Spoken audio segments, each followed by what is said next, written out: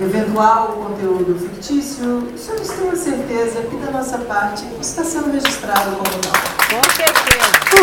Precisamos avançar no terreno da não civilidade, da descortesia. Não precisamos disso. Mas o que está dentro dos autos inquéritos civis, que nós estamos aqui já, no meu caso, desde 2009, conhecemos a verdade. Boa tarde. Primeiramente, gostaria de agradecer aqui o convite da excelentíssima de promotoras, doutora Madalena, doutora Patrícia, doutora Anabelle. Boa tarde aos todos os presentes, demais gestores, especialistas desta mesa. Para quem não me conhece, eu sou a doutora Thaisa Guerreiro de Souza, doutora Eduardo Show, nós somos defensores públicos.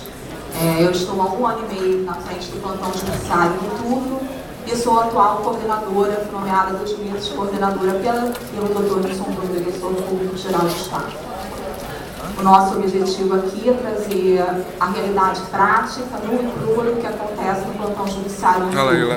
Pessoas, problemas de saúde que são mais relatados pelos familiares dos pacientes internados que nos procuram e contribuir com esses dados e subsídios do Ministério Público, até porque é um enorme prazer estar aqui, porque eu acredito muito que essa união, essa atuação em parceria, não só com o Ministério Público, mas com gestores de saúde, com os demais órgãos, e que a democracia participativa, que é a contribuição da sociedade civil, que é o que essa audiência pública hoje aqui representa, é o que realmente fortalece a atuação de nós, autoridades de não coletivo, e também a sociedade, e aumenta as chances de a gente encontrar soluções efetivas para a melhoria do nosso sistema público de saúde. O que eu vou trazer aqui são os dados estatísticos, eu fiz um levantamento estatístico dos principais problemas que envolvem todos os pleitos judiciais formulados pela Defensoria Pública do Rio de Janeiro no plantão judiciário noturno e que, através desse levantamento, eu consegui identificar alguns pontos críticos, que dizem diretamente, estão intimamente vinculados com causas da saúde pública. Não só com a questão efetiva da falta de leitos vagos, mas outros aspectos laterais que a gente vivencia, que a gente consegue observar na prática, que também contribuem para que não haja uma verdadeira utilização dos leitos que já existem na nossa rede pública. Eu vou ler aqui rapidamente, a gente tem pouco tempo, tá? Eu vou até avançar um pouquinho o tempo, porque o doutor Eduardo me permitiu, e depois ele vai falar brevemente. Eu vou primeiro ler aqui os dados, alguns dados, eu vou adiantar que o índice de óbitos a gente não vai revelar ainda, porque é um número que a gente está ainda refinando, estamos estudando, mas já posso adiantar que é um índice de óbitos muito elevado, é alarmante, que a Defensoria Pública, após estudar esse número com maior segurança e responsabilidade, vai divulgar para toda a sociedade. Crime hediondo! Parabéns! Até que enfim! Até que enfim, poxa! Devido ao tempo, você está só no mês de agosto. No mês de agosto, foram 188 demandas propostas pela Defensoria Pública no plantão judiciário noturno de pessoas que estavam internadas em hospitais públicos e buscavam leitos vagos em outros hospitais públicos, ou seja, não foram computados aqui as demandas em que os autores estavam internados em hospitais particulares e buscavam transferência por questões financeiras para hospitais públicos. Foram 188 demandas. Dessas 188 demandas, eu consegui falar com 173 curadores, que são os representantes familiares desses pacientes que estão internados e que nos procuram.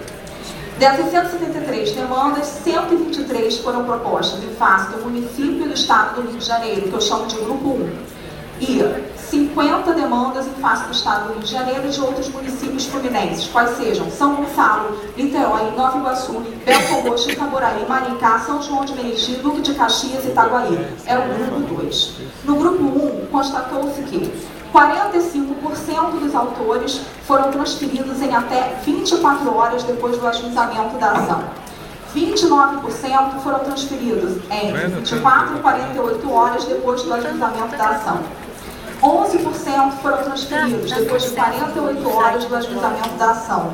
15% não foram transferidos. E também porque não conseguiram sequer esperar as 24 horas depois do ajuizamento da ação. Faleceram antes.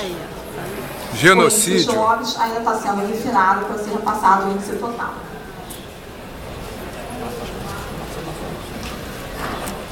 No grupo 2, ou seja, ações em face do município do Estado do Rio de Janeiro e os demais municípios, tá, que não são do Rio, os dados foram um pouquinho diferentes. Apenas 28% foram transferidos em até 24 horas depois do ajuizamento da ação. 36% foram transferidos entre 24 e 48 horas depois do ajuizamento da ação. 14% foram transferidos depois de 48 horas do ajuizamento da ação.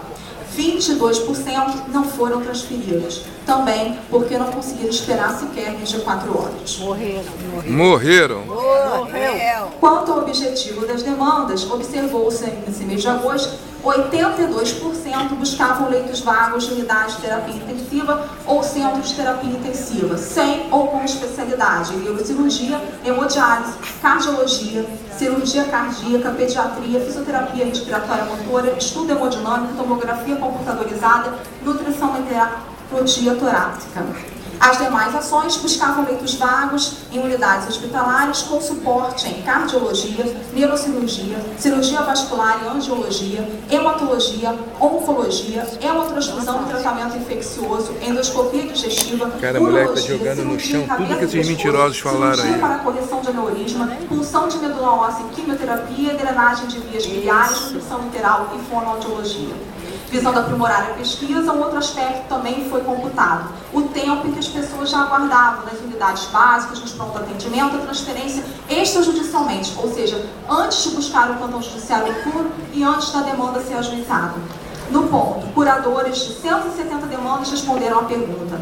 O resultado: 63% das demandas computadas, os autores, ou seja, os pacientes, já estavam internados há mais de 3 dias aguardando a transferência. Em 37% a 1 semana ou mais.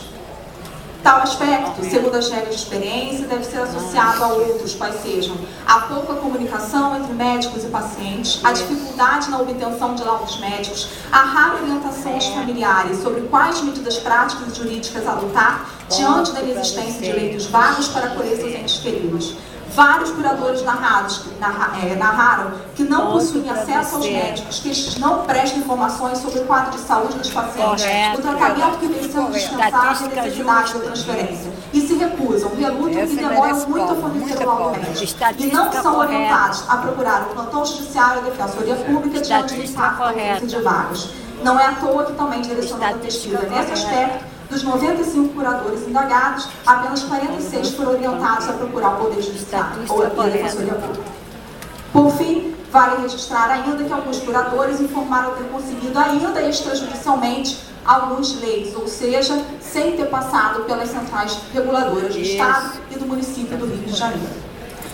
Esses são os dados, e aí daqui a Defensoria Pública extraiu algumas conclusões práticas, são todas práticas de vivência mesmo, dia a dia. Eu, inclusive, vim direto, dei plantão também de 6 da tarde até as 11 da manhã hoje. Hoje fiz vários pedidos de transferência, vários descumprimentos, então, assim, são todos dados práticos que a gente trouxe para vocês. As conclusões da Defensoria Pública são: o número de transferências realizadas em até 24 horas depois da aprovação da decisão liminar é maior nas demandas ajuizadas em face do município do Estado do Rio de Janeiro, ou seja, do Grupo 1, do que nas propostas em face do Estado do Rio de Janeiro e dos demais municípios fluminenses, que são o Grupo 2, que são desprovidos de centrais de regulação. Daí a gente já trouxe algumas propostas aqui para o Ministério Público, para vocês, para a gente colocar em debate, que seria adotar medidas que efetivassem, né, a implementação de centrais reguladoras em todos os